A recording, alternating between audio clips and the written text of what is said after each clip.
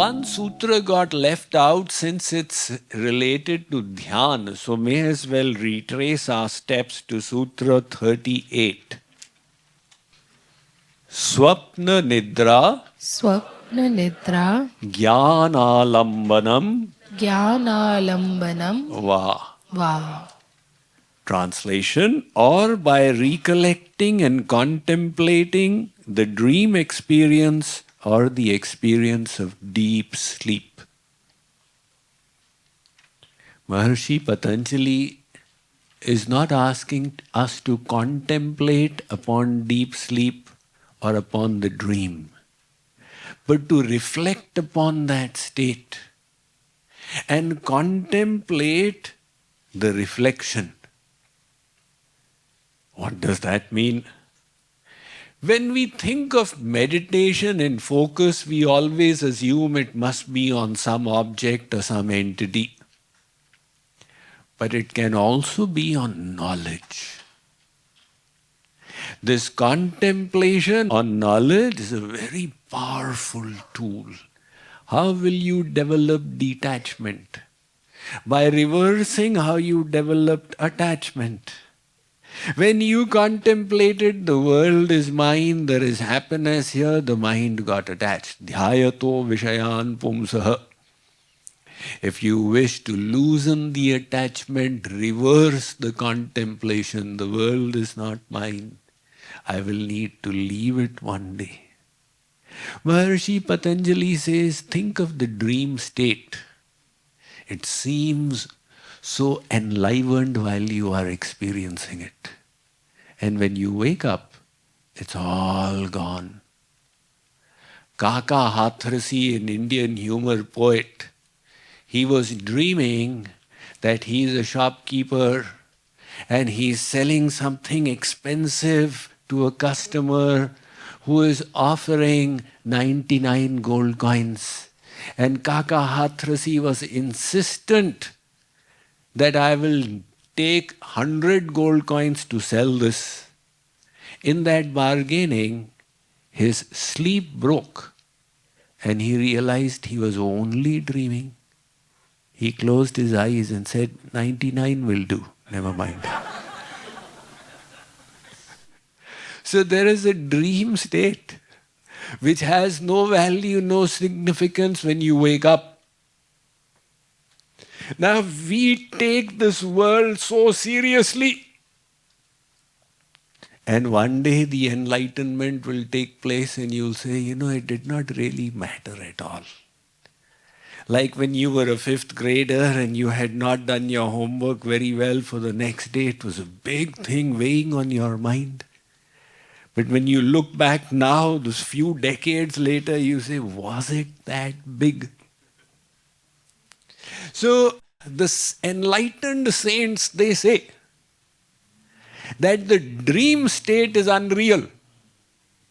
But you are still dreaming when you think you are in the reality having woken up.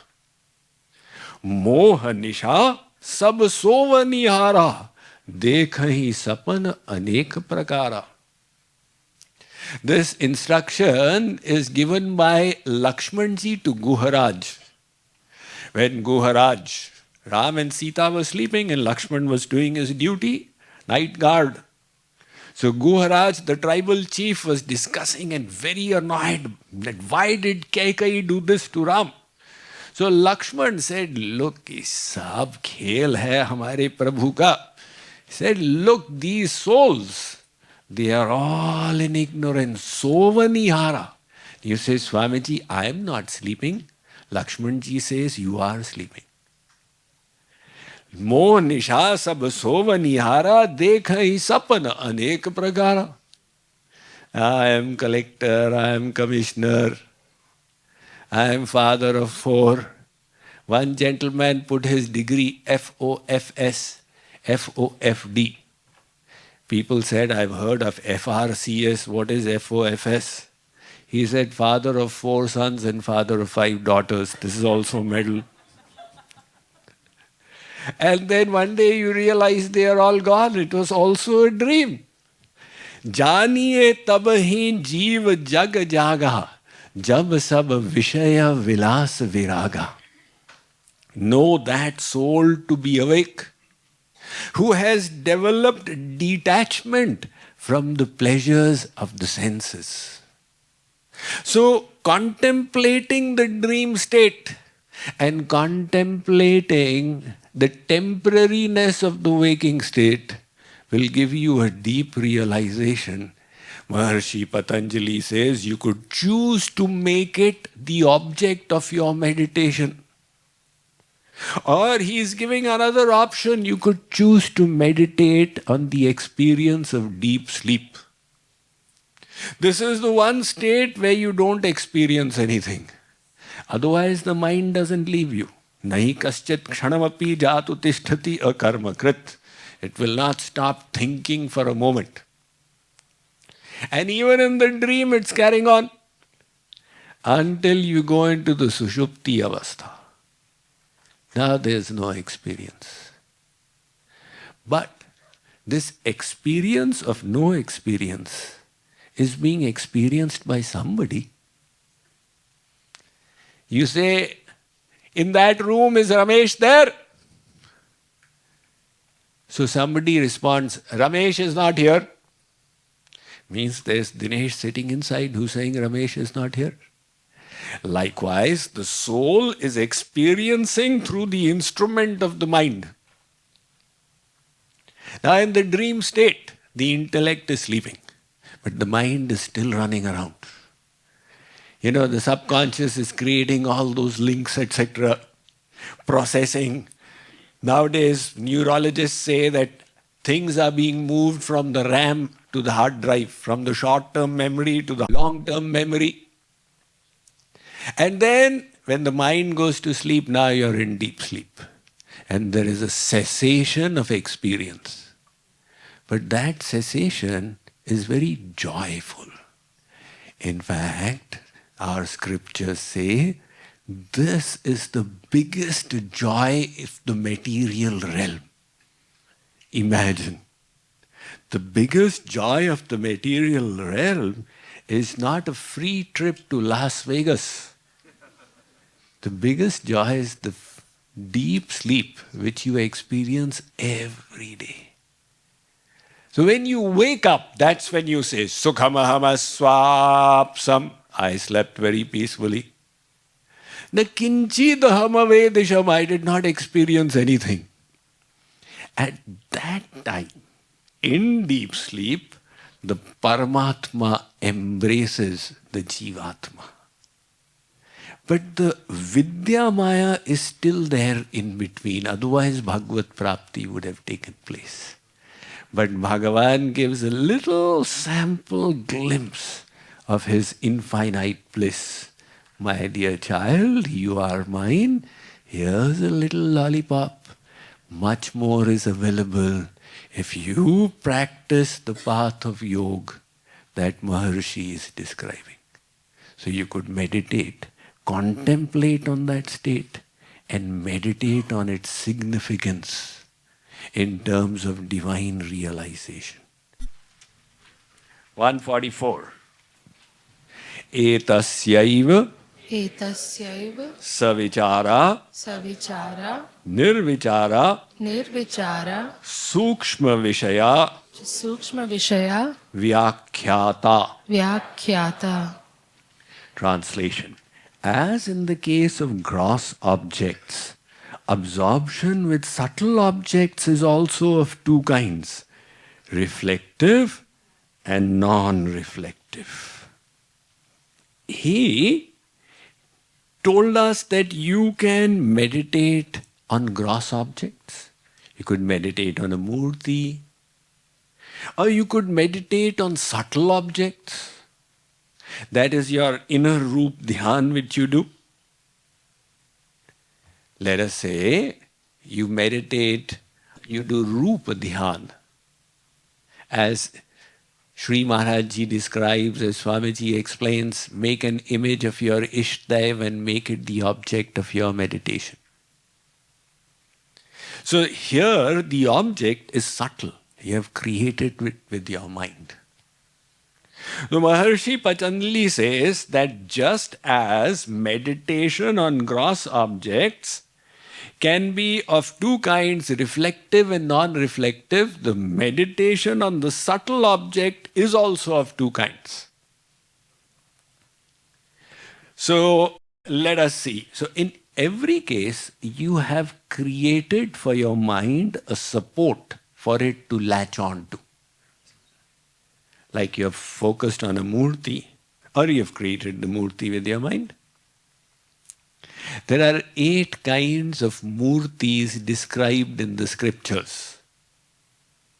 Shaili, Darumai, Lauhi, Lekhya, Lepya, cha Saikati, Manomai, Manimai, Pratimashtavidha, Smrita.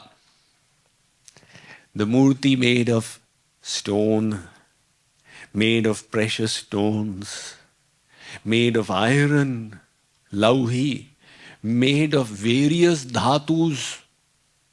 The murti made of paint, of wood, Darumai, and Manomai, the murti that you make with your mind.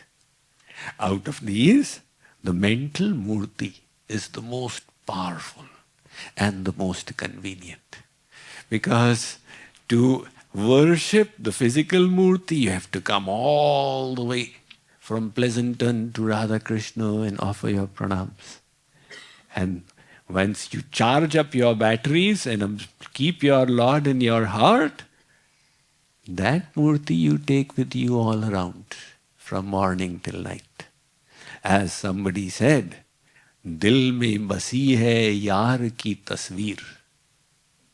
The Param Priyatam's image is in my heart.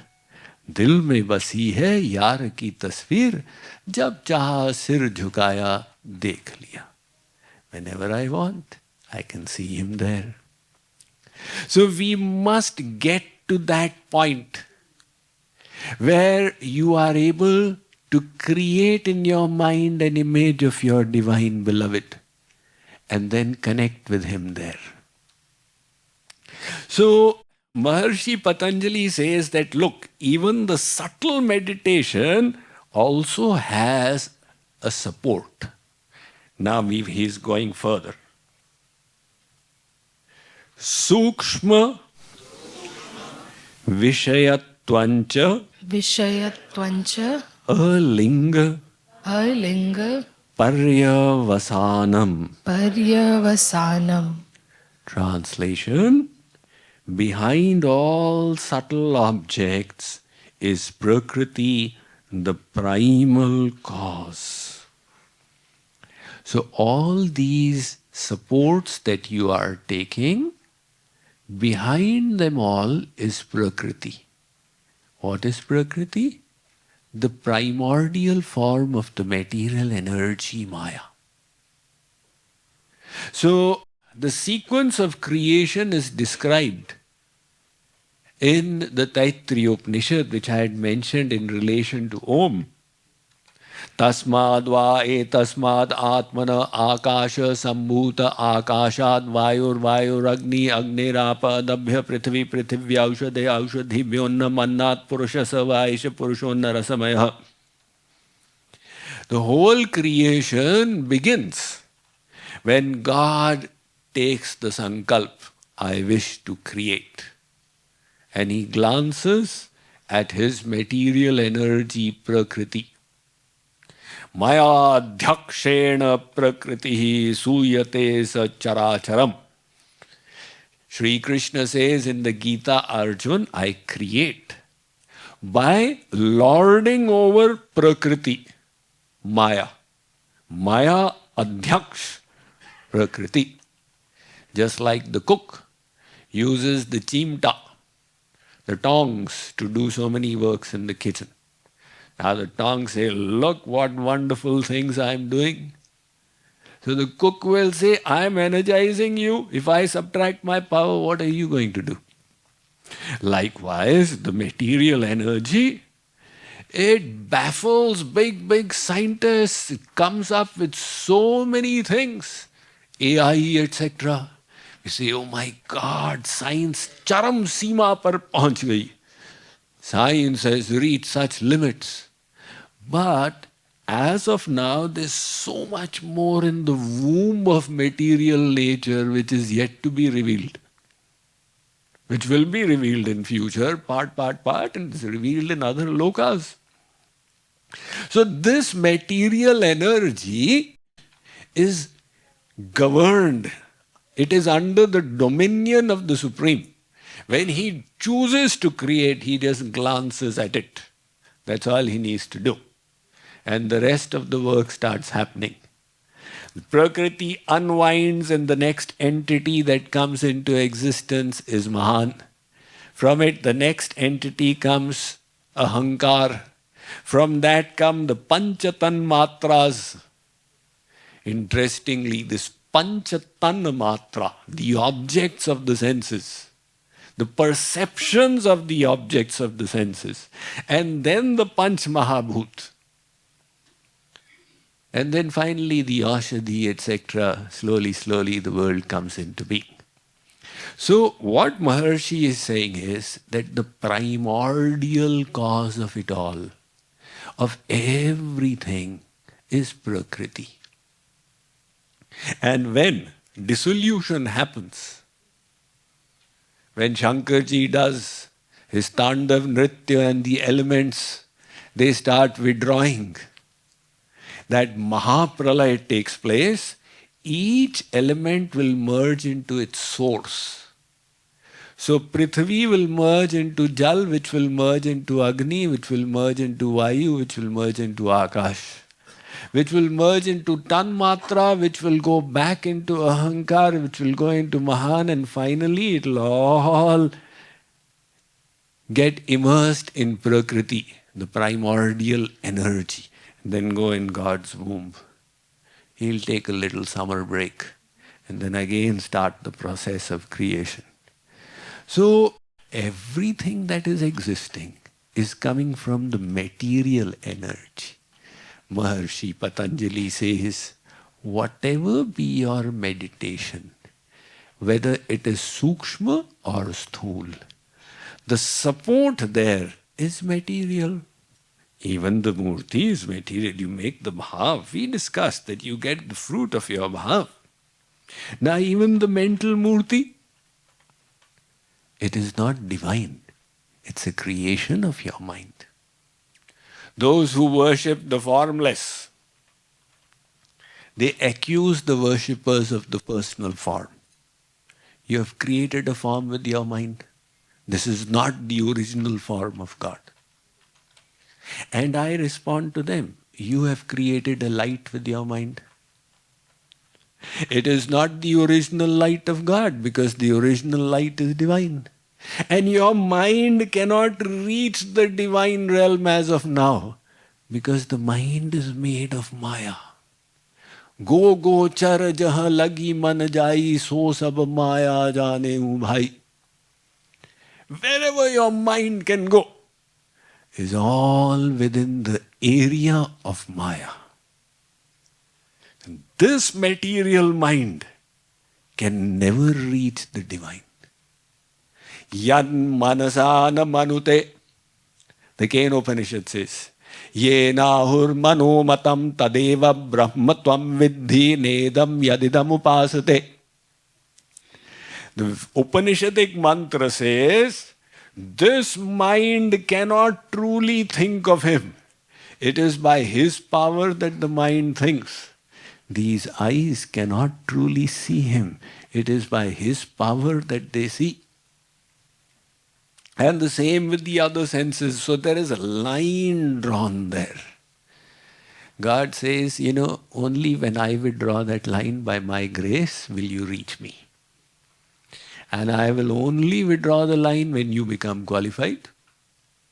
So I will not permit any ghapad shapad in that site. This is the area of ghapad shapad. He is very smart. He only ensures that qualified souls reach the other side. So the material mind is doing material dhyan and creating divine sentiments. That's what bhakti is. With the divine sentiments, you're purifying the mind, purifying the mind. So he says, look, ultimately it is all Maya. So what to do?